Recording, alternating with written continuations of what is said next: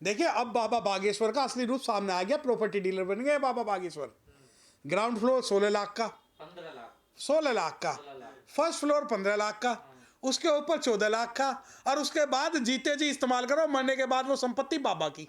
बाबा बताए तो सही कितनी लंबी बाउंड्री होगी, उसके अंदर एंट्री कैसे होगी, वहाँ जो है जो सफाई कौन करेगा, वहाँ पर जो है खाल कौन काटेगा, वहाँ पर कोई मांस कौन बनाएगा, वहाँ पर गटर कौन साफ करेगा, और जब हवन होगा तो उसमें बलि कौन देगा, बाल कौन काटेगा, मुर्दों को कौन जलाएगा।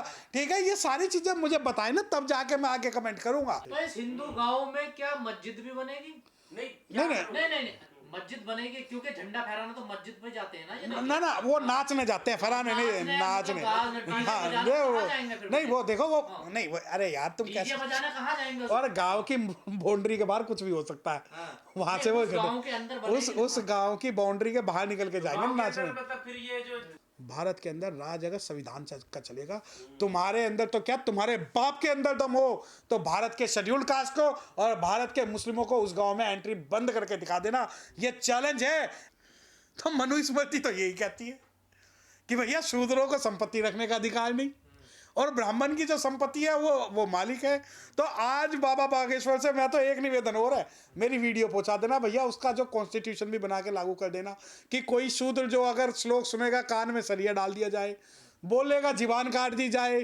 ब्राह्मण को कोई भी जो है दंड नहीं होगा, परंतु एक शूद्र को के लिए दंड ही दंड है। वो तो एक ही सूत्र में पिरो रहे हैं सब सनातनियों को, बस उसमें गैर सनातनी का आना वर्जित है। अरे तो भैया देख, ऐसा है, मेरी बात सुनो, अगर ऐसी बात है तो मेरे जो भाई हैं, जो गैर शादीशुदा भाई हैं जिनकी शादी नहीं हुई, उन 10 भाइयों को मैं प्लॉट अपने पैसे से दिलवाऊंगा वहाँ। ऐसा क्यों?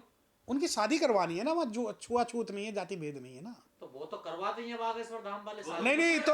नहीं तो अरे भाई करवाएंगे तभी तो मेरा विश्वास होगा कि ब्राह्मणस्य मुख मसीद बाहु राजन्य है, कि ब्राह्मण सर से, क्षत्रिय कंधों से, वैश्य जो है पेट से, और शूद्र जो पैरों से पैदा हुआ। लेकिन एक बात और बता दे बाबा जी, अछूतों को कितनी बड़ी हंडिया और कितनी बड़ी झाड़ू लगा कर डोलना पड़ेगा पीछे। नहीं, सवाल ये है कि उस हिंदू गांव में ब्राह्मण और शूद्र जो दलित है क्या आमने सामने रहेंगे? अरे तो भाई मैं वही तो कह रहा हूँ आपसे कि देखे वहां शोषण ऐसा नहीं है कि शूद्रों का और अछूतों का दलितों का ही हो रहा है, शोषण तो वहां गरीब ब्राह्मणों का भी हो रहा है। अब कैसे होगा भैया, गरीब ब्राह्मण पे ना 16 लाख रुपए होंगे, ना वो हिंदू धर्म उसके उस गांव में जा रहा है। भारत का कोई संविधान ऐसा, मतलब कोई कानून है क्या, ऐसा कोई नियम है कि एक हिंदू गांव बन जाए, कोई और ना बसे उसमें जाए? ना अरे सुनो तो सही मेरी बात, आप धर्म विरोधी हो जो सवाल कर रहे हो। अरे मैं भी उसमें शामिल होऊंगा, अगर वो जो है रोटी बेटी का रिश्ता अगर छूत से करेंगे तो मैं भी मुस्लिमों के खिलाफ खड़ा हो जाऊंगा डंडा लेके कि भाई गैर ब्राह्मण जो है वो वर्जित है। लेकिन सवाल ये है कि सिर्फ गैर सनातनी वर्जित है या गैर ब्राह्मण भी वर्जित है। दूसरी बात कि अगर कोई गरीब ब्राह्मण है उसे कितने रेट पे प्रॉपर्टी दी जाएगी, फ्री दी जाएगी या नहीं दी जाएगी। दूसरी बात, आज से हम भी यही गाना गाएंगे, हिंदू हिंदू हिंदुस्तान, क्योंकि भाई बाबा के नाम पे प्रॉपर्टी डीलिंग शुरू हो गई। अब प्रॉपर्टी डीलिंग में सबसे बड़ी बात क्या है कि हिंदू राष्ट्र की संकल्पना है, और हिंदू राष्ट्र वो है जिसके अंदर शंभुक ऋषि का गला काटा गया।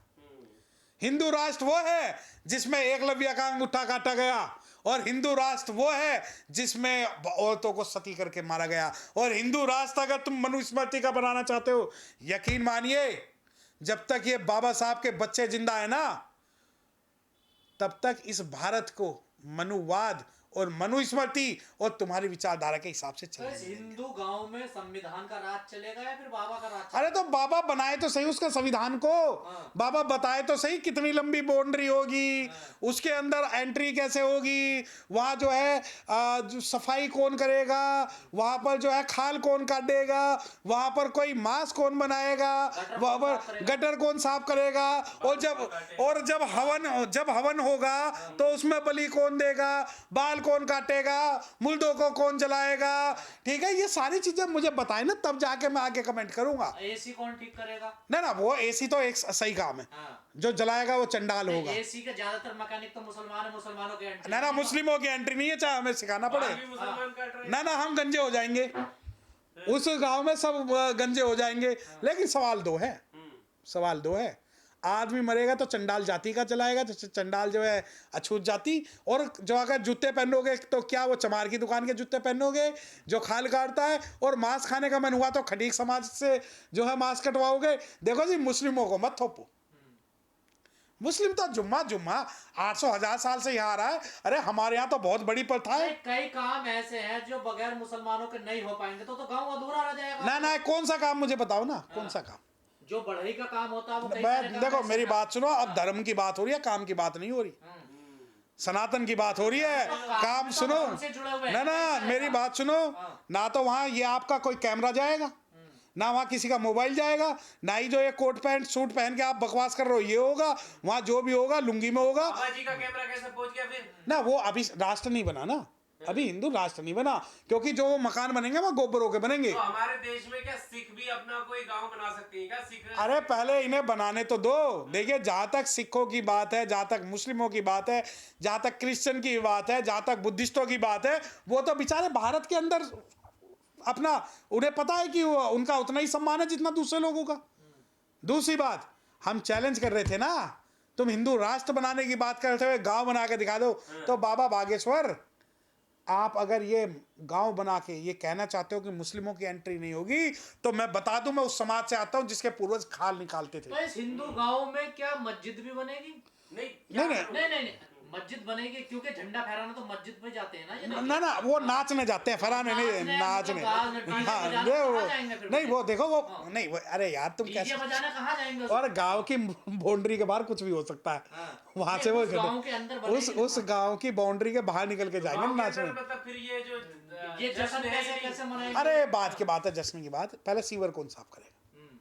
दूसरा, जो इंजीनियर आएंगे वो भी धर्म विरोधी 7 समुद्र पार से आएंगे।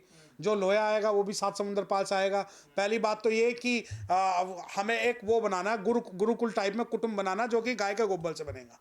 पहली चीज, वहां हम एसी भी नहीं रखेंगे। 4-5 मंजिलिए गांव के गोबर से, गाय के गोबर से, क्योंकि गाय का गोबर जो है परमाणु बम को भी सोख लेता है। ठीक है। दूसरा जो है, वहां जो भी लोग होंगे वो सिर्फ सनातन के हिसाब से करेंगे। अगर ज्यादा पढ़ोगे तो आपका अंगूठा काट के दलित इसमें पश्चिम में रहेंगे, पूरब में रहेंगे ना। वो देखे वहाँ झोड़ बनाया जाएगा ना, झोड़ के किनारे पर रहेंगे ना, पूरब होगा ना पश्चिम होगा। वो गांव के एक साइड में रखा जाता है। नहीं, वो झोड़ के किनारे पे रखा जाता है जहाँ लोगों की गंदगी आ जाती है। तो वहां पर पहले ना प्रारूप जो है, मैं बाबा बागेश्वर, अब मैं आज से आपका शिष्य हो गया हूँ। मैं उनका शिष्य हो चुका हूँ, बिल्कुल शिष्य हो गया हूँ, क्योंकि मैं उनके सनातन गांव का, हिंदू राष्ट्र का, मैं भी तो कहता हूँ हिंदू राष्ट्र बने उसका। आज ही कह रहा हूं, पहले भी ना मैं आज कह रहा हूँ, क्योंकि हमारी जो चैलेंज था वो स्वीकार कर लिया गया है। अब जब ये देखो, अब सबसे बड़ी बात, मुझे भी मस्जिदों के सामने नाचना पड़ेगा त्योहार पे। अब मुझे भी जो है खाल निकालनी पड़ेगी। अब मुझे भी बाल काटना सीखना पड़ेगा। मुझे भी देखो कोट पैंट छोड़ के मुझे लुंगी बांधनी पड़ेगी। मुझे भी जो है सभी त्योहारों पर सिर्फ और सिर्फ मुस्लिमों के विरोध में बोलना पड़ेगा। और रही बात ये हिंदू राष्ट्र बनाने की, हिंदू नहीं राष्ट्र, मैं तो राष्ट्र की बात कर रहा हूँ। आप गांव बनाओ, आप शहर बनाओ, आप एक गली बनाओ, आप एक कुनबा बनाओ। देखिए, आज से ही मैं जिस बाबा बागेश्वर ने हिंदू गांव बनाने की नींव रखी है, मैं उसके सामने नतमस्तक हो रहा हूं कि जिस चैलेंज को हम 5000 सालों से कर रहे थे। कितने सालों से? 5000 सालों से। अब कहेंगे मेरी उम्र तो 5000 साल नहीं है। हाँ, तो मेरी उम्र चाहे 15 साल हो, हम शुरू से एक चैलेंज कर रहे थे, अखंड भारत बनाने वाले एक गली और एक गांव तो बना दो हिंदू राष्ट्र के नाम पे। वो हमारी जो अर्ज है वो बाबा बागेश्वर ने सुन ली। अब सुन ली, बहुत खुश है। अब मैं तो खुश हूं ना। भारत के अंदर राज अगर संविधान का चलेगा, तुम्हारे अंदर तो क्या, तुम्हारे बाप के अंदर दम हो तो भारत के शेड्यूल्ड कास्ट को और भारत के मुस्लिमों को उस गांव में एंट्री बंद करके दिखा देना। ये चैलेंज है। ऐसे अरे गहरे जितने मर्जी जो नफरती लोग हैं, जिन्हें लगता है ये वो एक है कि सर, आप सभी का कर रहे हो। आप ही के दिल्ली में अभी 3 दिन पहले एक वाल्मीकि की अंतिम संस्कार नहीं करनी है, पंचकुला में, आपने सुना होगा खबर।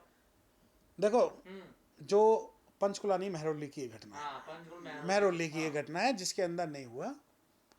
इस बाबत संविधान नहीं है क्या दिल्ली में? ना, देखिए अब मेरी 2 बात सुनिए। अगर आप मुझसे व्यक्तिगत घटना हुई ना, बिल्कुल घटना हुई।